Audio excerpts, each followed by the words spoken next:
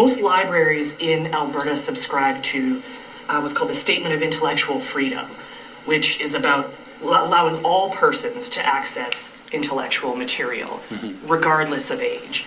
And generally in that statement, it points to the Charter, Section 2 Charter rights, freedom of expression and thought, etc., all that kind of stuff. So I'm wondering if you, in your consultation with library groups so far, or your department's consultation, has that issue come up as a concern for librarians, and have you considered, I guess, the implications of that? Are you willing to use the notwithstanding clause if somebody legally challenges this bill on charter grounds? Sure.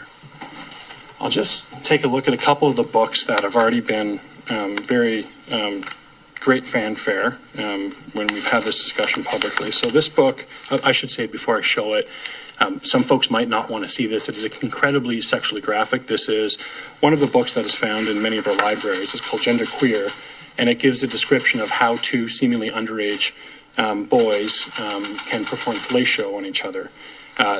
This is not a question of freedom of expression or censorship. This kind of material can be very damaging to young children that see it as a cartoon. This is adult content. There is a mass of social science data that shows access to explicitly sexual pornographic material for children in ages of development can have incredibly detrimental effects on their sexuality going forward and their actions. This is a responsible path forward. This is what Albertans, families, and parents expect.